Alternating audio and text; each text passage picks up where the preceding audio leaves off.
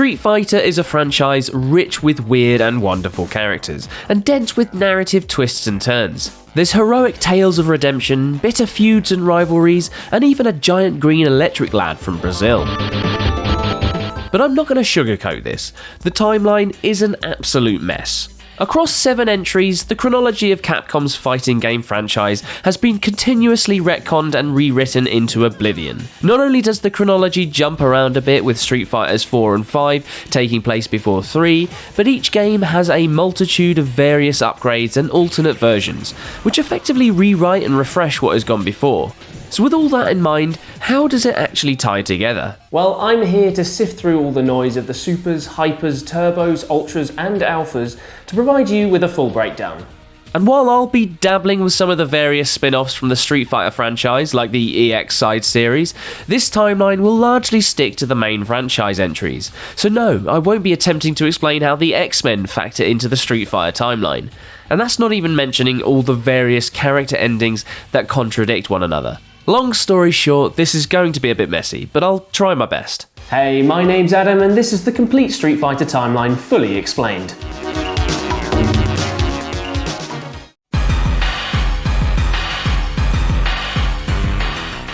For such a confusing timeline, we actually start quite simply, right at the very beginning with the original 1987 release of Street Fighter. And to be honest, there's not a whole load of story. That'll come later, trust me. The original Street Fighter sees you play as either Ken or Ryu, a pair of childhood best buds and rivals as they take part in a globe-trotting tournament to become the best fighter in the world. Ryu achieves this by systematically knocking the living crap out of brawlers from across the world before travelling to Thailand to face the Emperor of Muay Thai, Sagat. Ryu doesn't just defeat Sagat, oh no, he pulverizes him. As seen in the ending slate from Street Fighter V Arcade Edition, Ryu delivers the mother of all Shoryukens that gives Sagat his iconic chest scar. Naturally, Sagat swears revenge on Ryu, which leads him on a dangerous path towards another of Street Fighter's iconic antagonists, but I'm very much getting ahead of myself.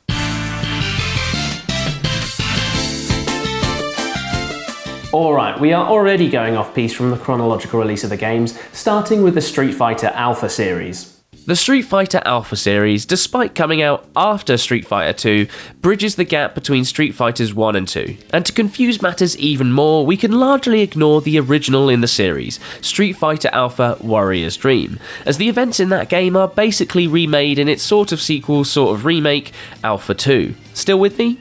Good. Okay, so as this game came out in a post-Street Fighter 2 world, the Alpha series broadens the pool of fighters and, as a result, vastly expands the story. For starters, the Alpha series doesn't follow the same tournament structure as the original Street Fighter, instead diving into a few different stories across the roster. Of course, the one that's on everyone's minds is the aftermath of the devastating fight between Ryu and Sagat. Ryu, having achieved his ultimate goal of becoming the best in the world, goes off on a little soul-searching, which brings him back home to Japan where he discovers that his old master Goken has been murdered at the hands of his brother Goki, who is known as Akuma in the Western releases of Street Fighter, which is what I'll call him from now on. Akuma, it turns out, is a powerful fighter who's experienced in the dark arts of Satsui no Heido, a force also known as the Killing Intent, which is also present within Ryu, hence the aforementioned soul-searching. Ryu tracks down Akuma to his island home for a big old revenge fight, and as the battle nears its conclusion, Akuma allows Ryu to gain the upper hand before imploring him to embrace the fighting art of Satsui no Heido, before seeking him out again. He then literally punches the island out of existence and vanishes. Okay, so that's one of the core stories taking place in Alpha 2, but let's have a quick rundown of some of the other key narrative beats. For starters, we've got the chronological introduction of the First Lady of Street Fighter, Chun-li. In Alpha 2, Chun-li is an Interpol agent searching for clues into the murder of her father, and her investigations eventually lead her into the path of the criminal organisation Shadaloo. All of which brings us to a certain red-suited megalomaniac, the Emperor of Evil himself, M. Bison. Chunez tracks down M. Bison but is overwhelmed by his psychic power, an ability that allows him to, among other things, hover above the ground. M. Bison spares Chun-li, but she vows to hunt him down for what he did to her father. But Chun-li isn't the only Street Fighter that comes up against Bison. You see, Alpha 2 also gives us the tragic tale of Charlie Nash, a US Air Force lieutenant. Nash is also on the trail of M. Bison, this time for historical crimes linked to potential corruption within the US military, and the pair finally duke it out in Venezuela. Charlie Nash comes out the winner, but his victory is short-lived, as shortly after, Nash is gunned down and falls over a waterfall to a supposed death. I say supposed as this is Street Fighter and anything goes. Oh, and did I mention Rose? No? Well, Rose is also linked to Bison by the fact that she's the physical embodiment of his exercised goodness, whatever that means. It's totally mad and totally brilliant. Lastly, there's poor old Sagat. After his crushing defeat at the hands of Ryu, Sagat has rededicated himself to training his body and honing his mind to the point where he can successfully rematch Ryu. In this cause, he joins forces with M. Bison's Shadaloo in the hopes that the criminal organisation can help him expedite the process by pitting him against strong fighters. It does. So, Sagat gets his rematch with Ryu and is victorious, but he leaves the battlefield with a hollow feeling, and concludes that his opponent has likely let him win. And in that moment he realises that his bitter rivalry with Ryu is pointless, and with that life lesson he commits to becoming a more honourable fighter. Of course there are plenty more stories, but those are the key ones to the overarching Street Fighter timeline. If I were to go through everything, we'd literally be here for years.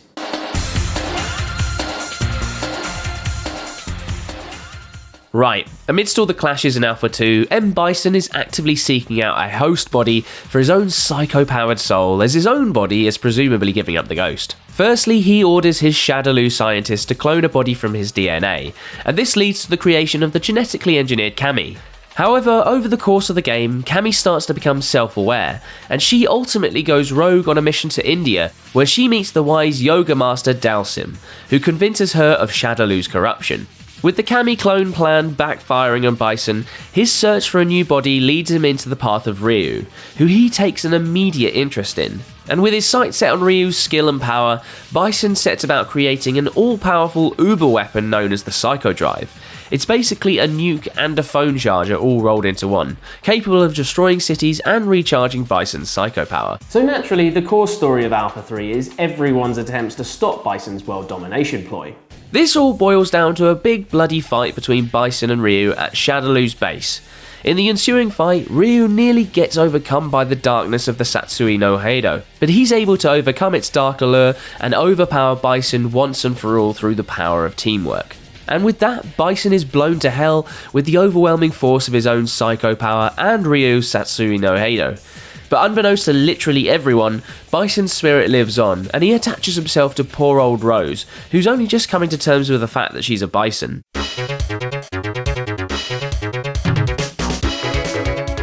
Okay, here we go, Street Fighter 2. Or Super Street Fighter 2 Turbo to be more specific, as that's the most recent version of the game that's not a remaster, remake, or an anniversary edition, etc, etc.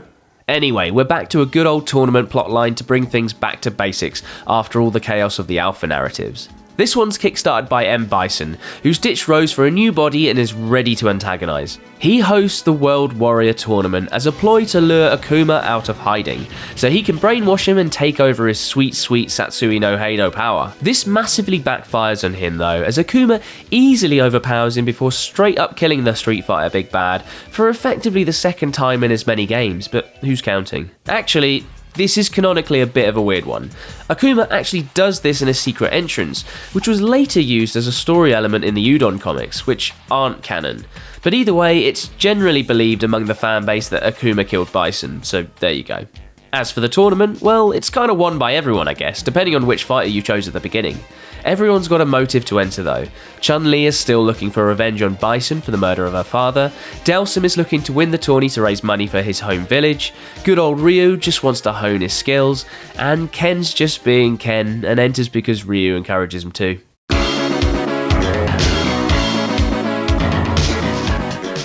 Okay, now it's time for a little sidestep into an alternate dimension, and that's for the spin-off series Street Fighter EX. Right, so I thought it would be odd to make this Street Fighter timeline and not include the EX sub-series, despite the fact that it's technically not canon. But hey-ho. The game features a mix of popular Street Fighter characters, including series mainstays like Ryu, Ken and Chun-Li, mixed in with completely original characters created by the developer Arika. And as it has no bearing on this timeline, I'll leave it at that. But it felt odd not even mentioning it.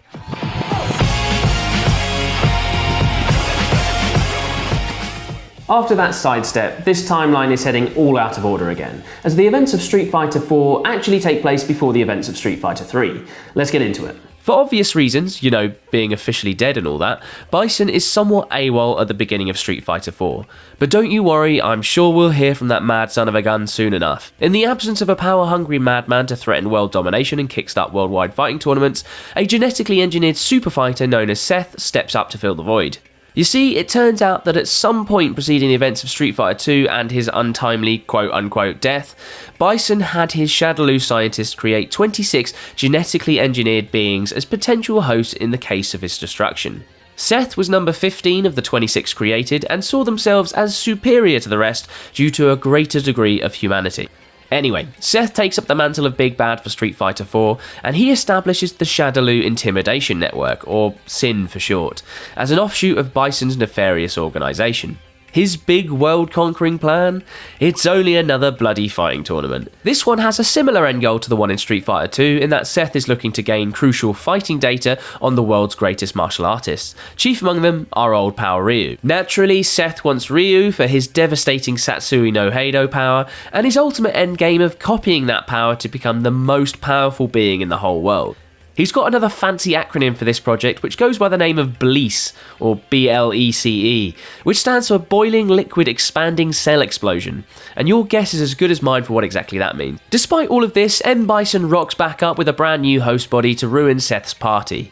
Naturally, they fight, and despite M. Bison having nowhere near the strength he had during his peak alpha years, he's able to finish his subordinate off. And to add insult to injury, Bison tells Seth that all of this was according to his grand master plan. Presumably, he had a lot of time to mull things over during his not death. Meanwhile, Ryu, aside from entering into Seth's tourney, eventually encounters his old master Goken, long thought to be dead at the hands of his brother Akuma. Obviously, he's not dead, and hence why he's able to knock Ryu unconscious when he senses the Satsui no Heido operating at overdrive. While Ryu's out for the count, supposed brother murderer Akuma coincidentally rocks up, and the pair fight, effectively for the soul of Ryu, who I guess has absolutely no say in all of this. We don't actually see the conclusion of this potentially crucial fight, but suffice to say, Ryu is still knocking about.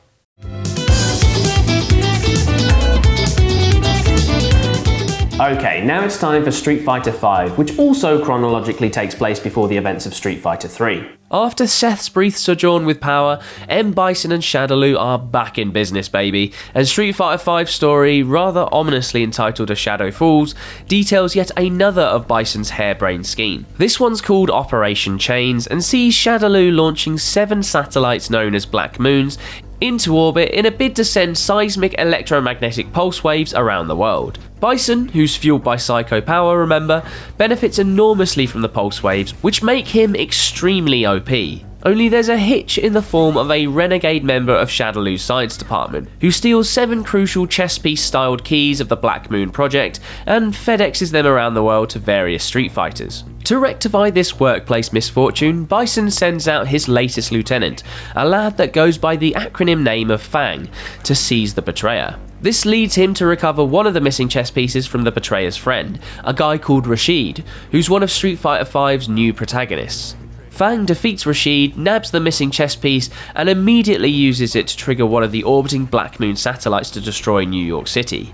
Enter our old Bison-hating friends Guile and Chun-Li, who bump into, shock twist, Charlie Nash. Right, pause for a second, let's get back up to speed on Charlie, last seen falling to his supposed death over a waterfall. You see, Charlie has been through something of an ordeal.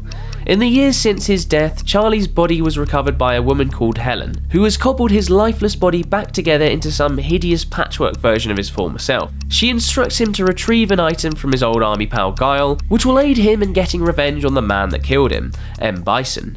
Okay, back to the action. So, aside from the shock of seeing their long-dead friend, Guile and Chun-Li are also shocked by the fact that he wants to fight them, all for some chess piece key for a satellite. Anyway, Charlie defeats them and takes possession of the satellite key for his new master Helen. Right, let's talk about Helen. Aside from her successful resurrection of Charlie Nash, Helen has formed a team, including the aforementioned Rashid, who are taking any and every opportunity to dismantle Shadaloo. But they're not the only organisation out to stop Shadaloo. The other team looking to stop Fang and Bison are led by the incredibly wealthy Karin Kanzuki, who uses her vast resources to basically buy her way to the chess pieces. She is successful in wrangling a handful of fighters, but that success doesn't extend to teaming up with perennial good egg Ryu, who declines to have anything to do with the fight against Shadaloo while he's fighting his own internal demon. Unfortunately for Ryu, he's also facing an external demon in the form of Necalli, an ancient Aztec god, who has appeared for the cheery motive of defeating the most worthy fighters to literally eat their souls. After he's finished overcoming the power of the Satsui no Heido boiling away within him, Ryu finally decides to join the fight, and he starts by defeating Necalli in combat. From there, he teams up with his warrior friends in a raid on Shadaloo's base of operations. In the ensuing battle, Rashid is able to disengage the Black Moon satellites, while Charlie Nash finally takes his revenge on M. Bison, and, well, he's not exactly successful. While he's no match for Bison, he sacrifices himself to weaken the Tyrant's unparalleled psycho power, and this notches him the all-important assist when Ryu steps in to deliver the final blow. And with that, M. Bison is killed, for like the third time if anyone's counting. But there's one final twist in the tale, and that's the real persona of the so-called Helen. You see, Helen actually goes by the name of Colleen, who initially appeared canonically in Street Fighter 3 as a lackey to that game's final boss Gil. Speaking of Street Fighter 3,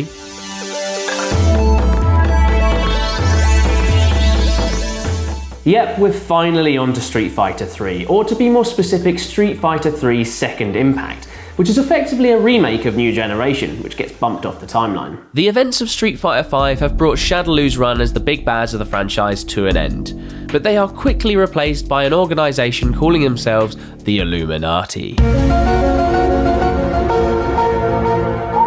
The aforementioned Gil is its leader, and he's something of a religious zealot who wants to restore balance to the world in the wake of Shadaloo's constant threat. What does he do with his newfound power and position? Come on now, say it all together. He holds another fighting tournament. Ostensibly, Gil's motives for the tournament are only slightly dubious, in that he's using it as a means to test out his competitor's potential for an upcoming apocalyptic event that only he knows about. But at least he's not an out-and-out bad egg like Bison or Seth. His little brother Urien is another kettle of fish though. He's a jealous little lad that hates his brother's guts and secretly wants him dead so he can rule the whole enterprise. Anyway, enough about the Illuminati. We've got another new face to meet in Street Fighter 3, and that's the blonde and buff form of Alex. Alex is another military lad from the United States looking to get revenge, and to that end, he joins Gil's new tournament to get payback for his best mate, who Gil defeated in a fight. And, well, that's about it for his motives at this stage. Long story short, Alex enters the tourney, progresses to the final round and defeats Gil, and along the way he discovers his true purpose of becoming a world-renowned fighting champion. Welcome to the world of Street Fighter 3. Prepare for battle. A purpose which leads directly into Street Fighter 3 Third Strike, which much like the Alpha games goes off-piste for the franchise and doesn't feature a central tournament. Alex's post-tournament glory brings him into the path of Ryu, and well, it's love at first fight for Alex. Despite being absolutely pummeled by the power and skill of Ryu, Alex becomes more than a little obsessed by the warrior, and hunts him down for the ultimate rematch, an event that actually happens even if we're still yet to know the full outcome. And that's just one of many mysteries that have yet to be solved. For starters, there's Gil's prophesizing about the end of the world, a cataclysmic event that he needs trained fighters for. Then there's the mysterious figure of Q, a trench coat and fedora wearing possible robot? I mean, who even knows? Very little is known about him, apart from an ongoing CIA investigation into his inexplicable appearance at several high-profile murders all across the globe. Maybe we'll finally find out something, anything about him one day.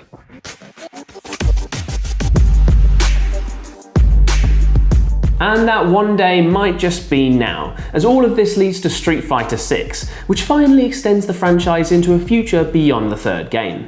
Street Fighter 6 actually makes you the star of the show, or at least an avatar created by you, and then unfurls you on an open-world metro city where literally everyone knows how to fight. You start your fighting career under the returning, yet newly minted protagonist of Luke, who takes you under his wing as a trainee. Only after your basic training, another fighter attempts a cheap shot at your avatar behind your back. This reckless lad turns out to be your new rival Bosch, and after a fair amount of scowling, he agrees to team up with you. And from here, the lads are unleashed upon the open world of Metro City to kick ass and eat pizza. After being schooled by Luke once again, Bosch decides he needs to go his own way, and he ominously states that he has things he needs to go and take care of. And it doesn't sound like he's got to look after his poor aging grandma, if you get my gist. So with your rival out of the picture, your avatar heads out into the world to find their place and answer that age-old Street Fighter question: what is strength? Pondering this leads your avatar all around the world as they bump into and learn from a pantheon of Street Fighter legends. Chun-Li is training the residents of Metro City in the art of Kung Fu, Ryu is meditating back at his home in Japan, and then there's poor old Ken who's nursing his wounds on a construction site after a run-in with the new big bad in the prequel comic Days of the Eclipse. Speaking of that big bad, he goes by the name of JP and is the leader of a terrorist organisation known as Amnesia. He's got a history with Shadaloo, having worked with them before they imploded back in Street Fighter V, and this explains why he can wield the same psycho power that Bison could in the events of Street Fighter VI. He also looks the spit image of Christopher Lee, who apparently was the inspiration for the character. Anyway, on your way to the top, you become embroiled in a mysterious plot that might have a little something to do with JP. You see, it turns out that your old rival Bosch was not looking after his grandma after all, and has been caught up in the machinations of Amnesia. Oh, and he's wearing a cardboard box on his head to, well, I guess mask his shock return in the second half of the game. This, of course, all leads to a big old-fashioned fighting tourney, the 5th Suvalhal Martial Arts Tournament, which has been put on by JP. In the lead up to the tournament, your avatar discovers that there's a bomb embedded in the winner's belt, but you're stopped from disarming it by JP himself. Spoilers, the bomb goes off, regardless of whether you win the tourney or not. But in a last moment of heroic redemption, Bosch tries to get the bomb a safe distance away from everyone at the tournament, sacrificing himself in the process. And as JP gloats over his charred corpse, your avatar decides to get a little payback and he defeats JP in the process. And the game then ends with JP and your avatar thinking over that same age-old question: what is strength? And that, my friends, is the Street Fighter timeline explained to the best of my ability. I hope you enjoyed it, and if you like these gaming timelines, we've got ones up for Zelda, God of War and Resident Evil on the channel right now. Thanks a lot for watching, guys. I'll see you next time.